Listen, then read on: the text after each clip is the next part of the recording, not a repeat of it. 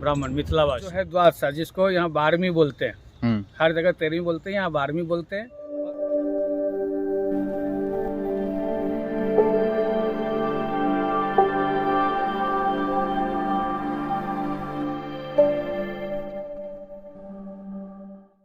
Vanakkam, good morning, नमस्कार, सत श्री अकाल, जय जिनेंद्र, आदाब।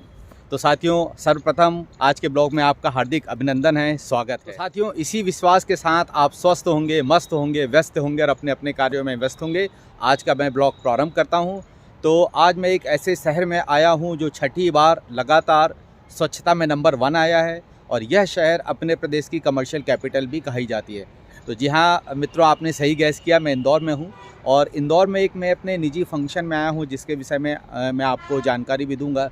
तो चलिए मित्रों, आज का ब्लॉग प्रारंभ करते हैं और बढ़ते हैं। आपसे अनुरोध है कि अंत तक बने रहें और मेरे साथ ब्लॉग का आनंद लें।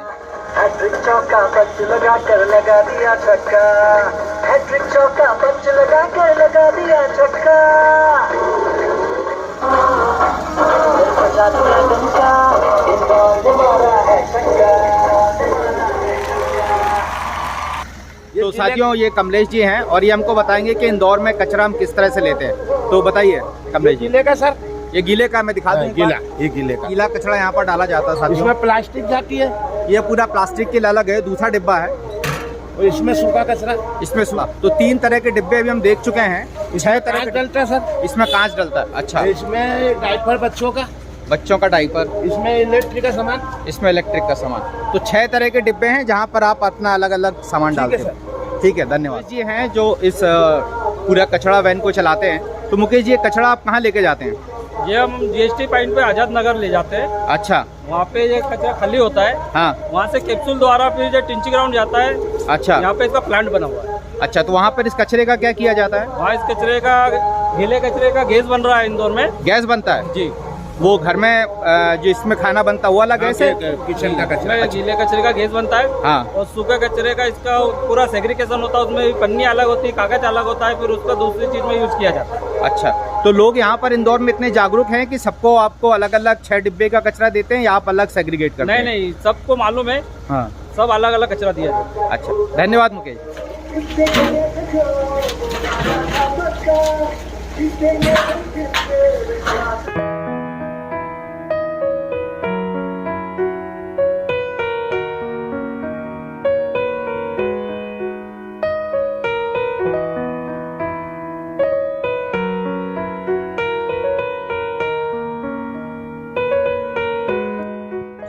मिथिला के पंडित श्री ललित झा, ब्राह्मण मिथिलावासी।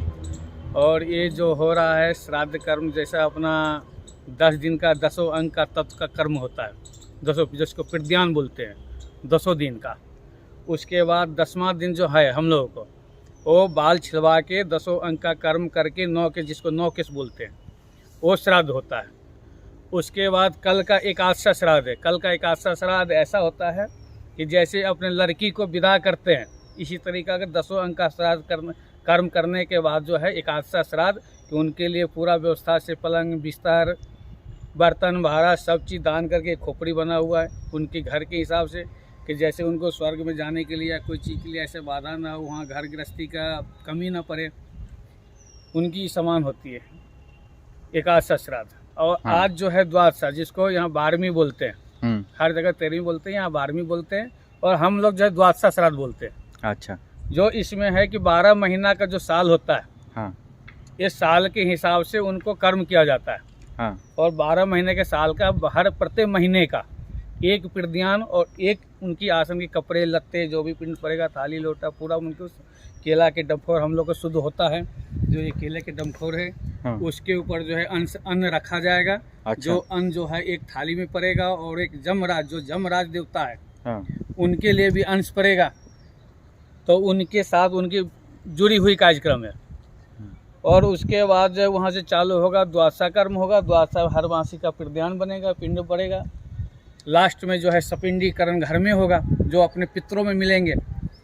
जैसे लड़की को जैसे अपने कोई होता है कि जब विदा करते हैं तो अपन विदा करते हैं तो कन्या रोड होता रहता है। और जो ससुराल पक्ष में जाते हैं तो उनको लेने वाले खुशियाँ मनाते हैं कि मेरे घर में जो है कन्या आ रही है। तो इसी प्रकार से हम लोग को होता है कि जो अपने विदा करते हैं तो उनके लिए पूरी व्यवस्था है।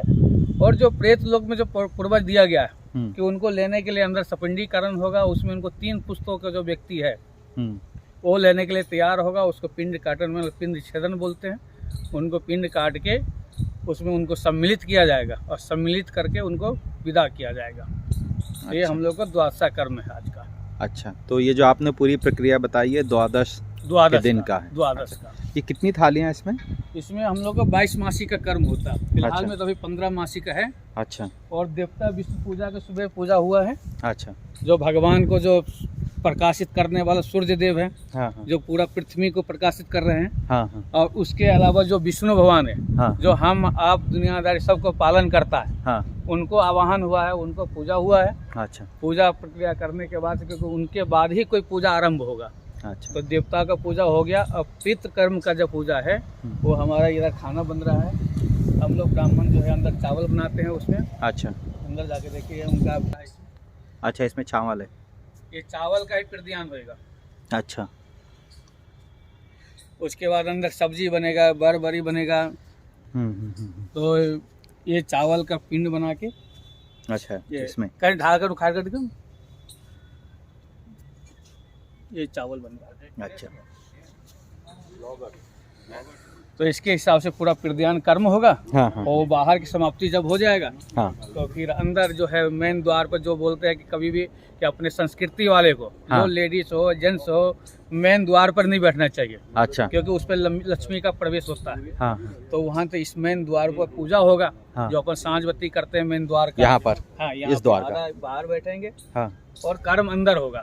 अच्छा। तो मेन द्वार का पूजा होगा, यहीं से उनकी प्रक्रिया होगी। हाँ। वो उनके बाद लास्ट हो जाएंगे। आज के कार्यक्रम खत्म हो जाएंगे द्वादश का। अच्छा, तो आज के बाद से ये जो भी अंतिम हाँ, ये खत्म हो जाएगा। प्रक्रिया के बाद ये नॉर्मल जीवन चालू हो जाएगा। निर्मल जीवन वो अपना उसमें लग जाएंगे। हाँ। और इनका जो कर्तव्य है वो हाँ, इनका यहाँ से समाप्त हो जाएगा। जो जेठ पुत्र होता है वो बड़े पुत्र का, मैंने पुत्र तो सब बराबर है, लेकिन हम लोगों को जो बड़े और छोटे जो है उसको ज्यादा मान्यता दिया गया कि छोटे जो होता है माँ का लाडला होता है, माता और पिता का। अच्छा। हाँ। तो लाडला होता है तो उनका काम होता है कि बड़े को सहयोग करना, कि जैसे बड़े आसन लगा के बैठे हैं, ये कार्य करता, मतलब कर्म करता ये है। हाँ। कर्म करने वाला ये है और इनकी सहयोगी वो है।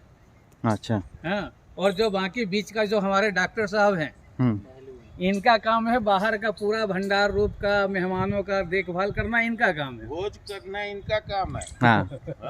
तो पूरा मतलब सबका काम बांट दिया गया। सबके काम बांट दिया है। बड़ा का काम है कर्म करना, छोटे का काम है सहयोग करना, और बीच लड़के का काम है कि जो मेहमान रिश्तेदार आया, कौन खाया कौन नहीं खाया, किसको क्या देना क्या लेना, कौन आया कौन नहीं गया, वो बीच वाले लड़का का है। तो पंडित जी, ये तो कई बार ऐसा होता है कि किसी को दो पुत्र की प्राप्ति होती है, कई बार किसी को एक पुत्र और एक कन्या की प्राप्ति होती है। तो कर्म करेंगे।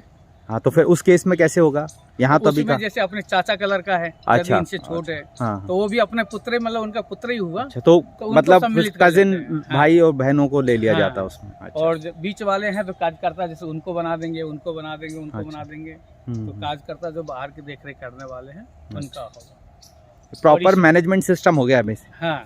और यदि इसमें भी यदि लड़के जो बड़ा लड़का असंभव नहीं कर सकता है, तो फिर उसके बाद दूसरे लड़का को बैठा, या तो फिर नाती करे कर्म तो और बढ़िया है ना। जमाई नहीं कर सकता, नाती कर सकता है, जी कर सकता। तो हमारी मिथिला का ये परंपरा है। अच्छा। अच्छा, धन्यवाद आपका बहुत बहुत। है ना, उठा करो। इद माज्यं इदं हविः एक बार छुबू ने मदवाता ऋतायते मदक्षन्दे संतोग्दे मौनता पार्थी बंगरजः माधीर्ना गावो संतोग्दे मौनता पार्थी बंगरजः ओम मौद थाली में। तो बंधुओं, अब मुझे इजाज़त दीजिए और मैं आज का ब्लॉग यहीं समाप्त करता हूँ। यदि मेरा ब्लॉग पसंद आया हो तो लाइक करें, शेयर करें, और यदि मेरे आप चैनल में नए हैं तो सब्सक्राइब ज़रूर करें। चलिए जल्दी मिलते हैं नए ब्लॉग के साथ। बाय।